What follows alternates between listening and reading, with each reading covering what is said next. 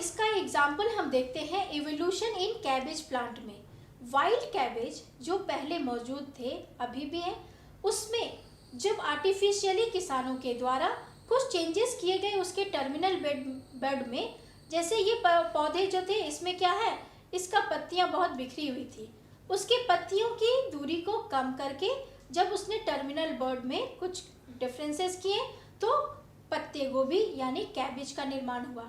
उसी प्रकार से लैटरल बर्ड में करने से उसके जो कलर थे, फूलों वाले कलर आ गए और वो पत्ते गोभी का कलर चेंज हो गया, पर्पल कलर का हो गया। अब उसकी फूलों के सेलिब्रेशन करके उनको फ्लावर के क्लस्टर्स में बदला तो फूल गोभी का निर्माण हुआ। और उसी प्रकार से जब उसके स्टेम और फ्लावर्स दोनों को ही कुछ चेंजेस किया गया तो ब्रोकली का निर्माण हुआ। उसी प्रकार से उसके स्टेम को, फूले हुए भाग को ही सिर्फ रखा गया तो गांठ गोभी या कोलबरी का निर्माण हुआ। अब ये पत्तियां जो पहले छोटी और पतली हुआ करती थी, उनके साइज को बड़ा किया गया आर्टिफिशियल रूप से, तो वह एक प्रकार की सब्जी केल के रूप में विकसित हुई। तो इस प्रकार हम देखते हैं कि ये सारी डिफरेंट टाइप्स ऑफ वेजिटेबल्स दिखती हैं, लेकिन इन सब का ओरिजिन जो है वो वाइल्ड कैबेज से हुआ है।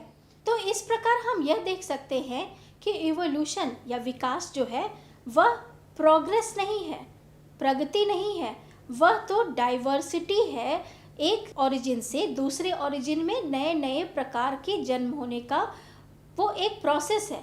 तो इसको हम क्या कहेंगे, प्रोग्रेस नहीं कहेंगे, इसे हम कहेंगे कि डाइवर्सिटी है और चेंजेस ऑफ डाइवर्सिटी है जो कि इस इन्वायरमेंट में सफल तरीके से जिंदा रह पा रहा है।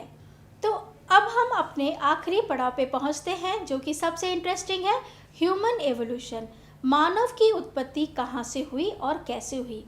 तो excavating, time dating, study of fossils as well as DNA fingerprinting, इन सारे प्रोसेसेस से मिला के हमने ह्यूमंस की भी डेटिंग की कि आखिर मानव का उत्पत्ति कहाँ से हुआ, कैसे हुआ, मानव पहले कैसे थे, क्या इसी प्रकार के थे या कुछ चेंजेस था।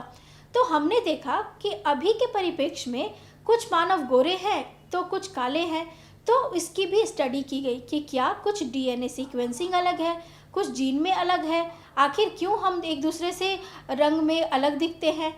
तो हमने देखा कि इसका कोई भी बायोलॉजिकल आधार नहीं है और ये सारी जो है वह ऊपरी बनावट की चीज़ें हैं जिससे कि हमारे जीन में कोई फ़र्क नहीं पड़ता। इसका मतलब कि सारे मानव जो हैं वो होमो सेपियंस को ही बिलोंग करते हैं। और सबसे पहले होमो सेपियंस मिला कहाँ, अफ्रीका में। तो मानव सभ्यता की उत्पत्ति जो होती है, मानव की उत्पत्ति जो है वह अफ्रीका में शुरू हुई। और अभी भी अब हम वहाँ पे जाएंगे तो सबसे पहले होमो सेपियंस की फॉसिल्स और वहाँ पे बहुत सारी कुछ ऐसी निशानियाँ मिलेंगी जिससे कि यह पता चलता है कि मानव उद्भव जो है वह अफ्रीका में शुरू हुआ। अब एक जगह पे शुरू हुआ और वहाँ से कुछ लोग निकल के एशिया में बस गए, कुछ लोग इंडोनेशिया गए, फिर ऑस्ट्रेलिया गए।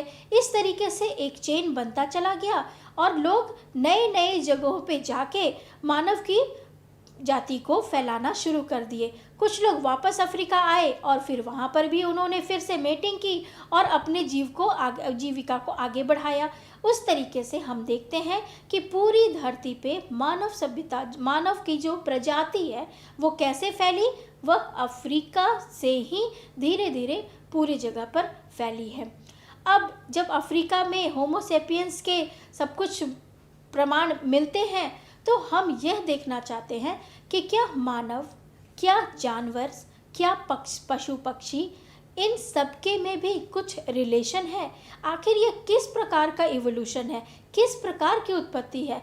जैसे कि हम कहते हैं कि हमने सीढ़ी चढ़ा, ये भी तो हमारा एक आगे बढ़ने का तरीका हुआ। हर जगह, बहुत जगह हम लोग कहते हैं कि हमने एक ऊंचाई प्राप्त की, कैसे, सीढ़ी पे चढ़ के।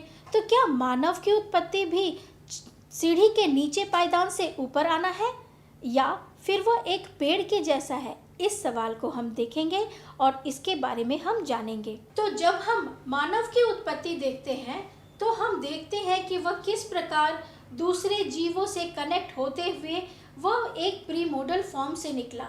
तो उसी प्रकार सिर्फ मानव ही नहीं, चिड़िया भी इसी प्रीमोडल फॉर्म से निकली है, बैक्टीरियाज भी इसी फॉर्म से निकले हैं। तो हम देखते हैं कि पहला एक प्रीमोडल फॉर्म जो है वो आर्कियोबैक्टीरिया, plants, animals, fungi, protista, bacteria, इस तरीके के वर्गों को जन्म देता है। अब यह बैक्टीरिया आगे जाके डिफ्रेंशिएट होके अलग अलग प्रकार की प्रजाति बनाता है।